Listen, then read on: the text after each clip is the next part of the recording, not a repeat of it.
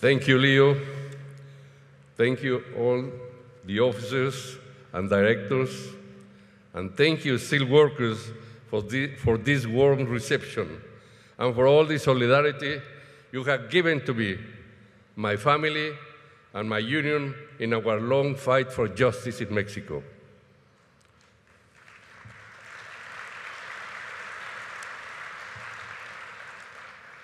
Leo and my good friends and brothers and sisters, I have good news and bad news today.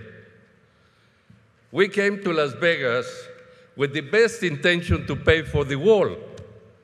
But unfortunately, last night we lost all our money because we went to the casinos. So we are not going to pay for the wall.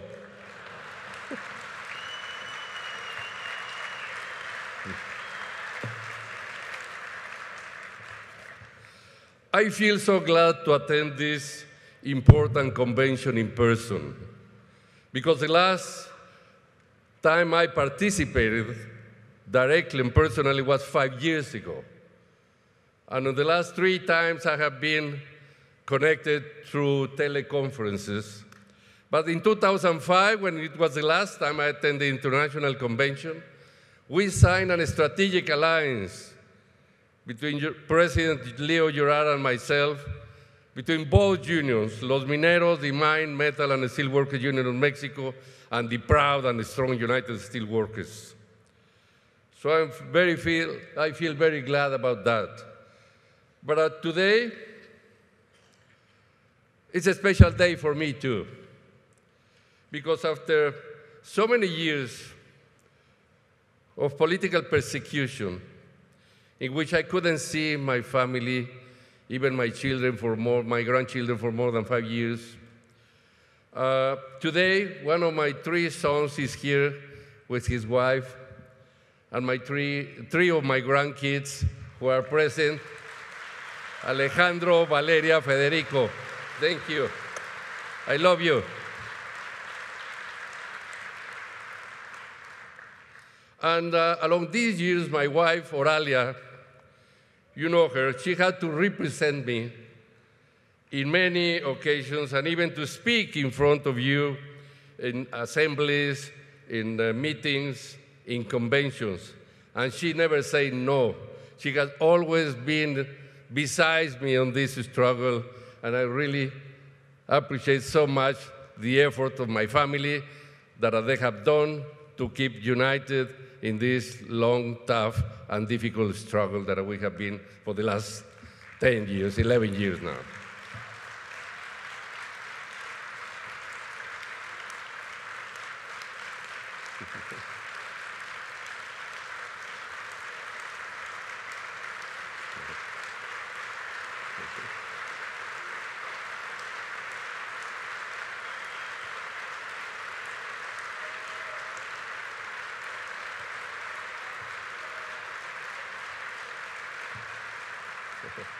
Thank you.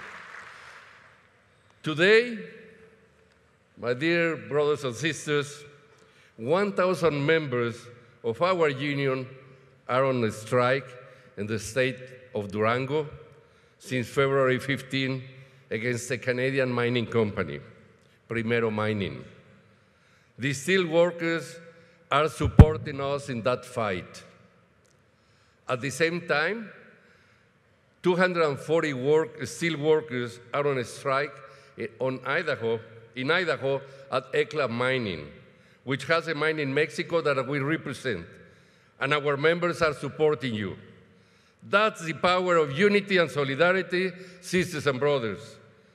Our solidarity works not just because you have great leaders like Leo Jurado, Ken Newman, and all of them who are here present in this convention, but it works fundamentally because our unions share common principles, common values, and a common history. Employers and politicians always try to divide us and pit us against each other. Today, companies like Carrier and Rexnord are closing factories, putting steel workers out of work, and moving to Mexico where labor is cheap. Why is it cheap? Because Mexican workers like being poor? Because we want to take jobs from Americans or Canadians? Of course not, brothers and sisters. We want the same thing as you want: decent jobs, healthcare, pensions, respect, and dignity. And we want our kids to have the opportunity to do better than we have. Labor is cheap in Mexico because of an authoritarian government, multinational companies, and company-dominated protection unions who work together to deprive workers of their rights and keep their wages down. Los Mineros are fighting that system. We have organized thousands of new members. We have carried out dozens of strikes. And over the last 10 years, we have won the highest wage and benefit increases of all unions in Mexico. In many cases, in most cases, we have duplicated or more the wages and benefits of our members. And we feel very proud of that.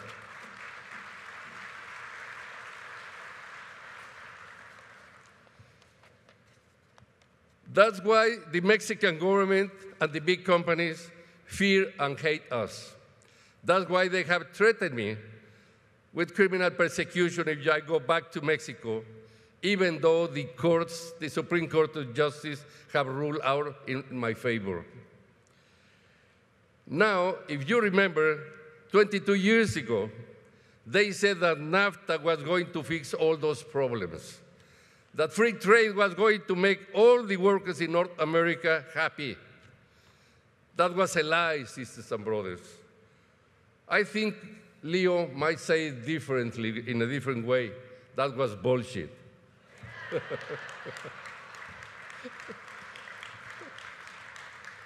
The truth is that NAFTA was a disaster for workers in Mexico, just as it was for workers in the United States and in Canada. We have to change this corrupt system, sisters and brothers, and we have to change it together. This is why I wrote my new book, Before the Next Revolution. We have copies for sale in the International Solidarity booth in that exhibit. I'm very proud and honored that my previous book, Colapso, Dignity, became, in 2014, a New York Times bestseller. Thank you. Thank you. In my new book, I introduce the term revolution, that for some people, for some persons, they make them feel scared. For some others are concerned. But to the most privileged ones of society, it makes them feel very uncomfortable. But the word revolution in my book is not about violence or about blood. It's about ideas, proposals, culture, transformation of an economic policy, and an old model of social and economic development which has created exploitation, has increased inequality and poverty, not only in Mexico, in many other countries. This is why when I listen to my friends and colleagues from Latin America, from other unions in Mexico, from all over the world, in the fight and the struggle we are with them together because we are fighting the same system of corruption that has created this inequality and poverty all over the world.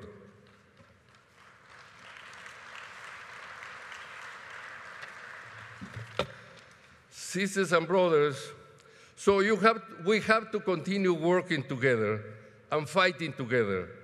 We have to fight for laws that respect the rights of workers to organize, to bargain, and to strike. We have to fight against unfair dumping by China, which is hurting our members as well as yours. And we have to fight against the manipulation and corruption of our political by system billionaires. I think Gandhi, at some point, he said, "Be the change you seek in the world." And I think when we speak about revolution, we speak about unity.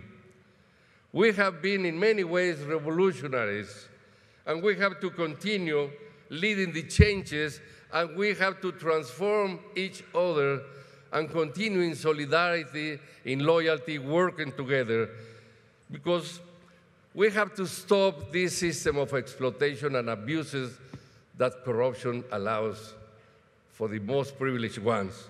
We have to do it now, right now. We have to, and we cannot stop that system if we become isolated. So if in the US, at the top of the elite, the 1% control 50% of the wealth, in Mexico and in many other of our countries, probably this is worse. Maybe they control 70% or even more. So this is why we have to continue fighting the same battle. We have to stop this system of corruption. We have to change things for the benefit of the future generations, for our children and grandchildren. I began my participation today with a joke about the wall. But when it comes to unity, there are no walls that can divide us. We are all in this together. This is our power, the power of unity. So we have to keep fighting together.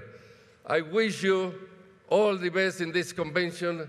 I really appreciate so much, deep from my heart, from the bottom of my heart, all your solidarity, the strength and power you have shown all over the world today and everywhere and every time.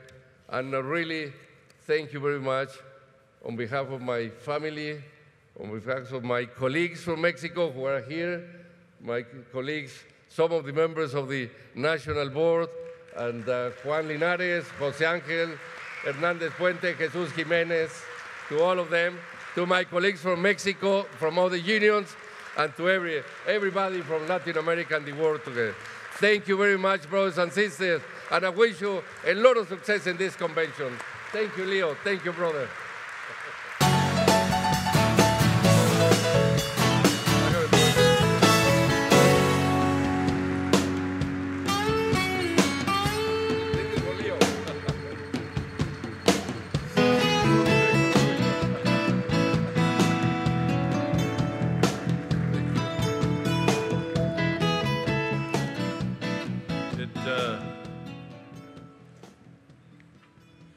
It seems so almost unreal that we could probably spend an hour telling you what Napoleon went through.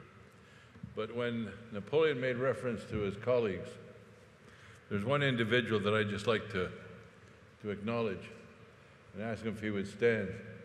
Juan Linares. Juan?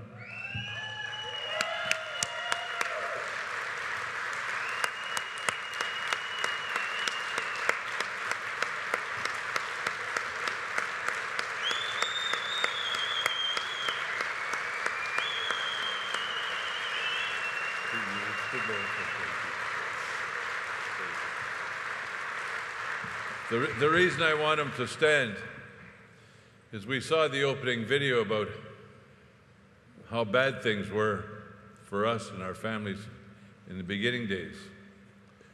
Juan Linares came to British Columbia to attend a health and safety conference.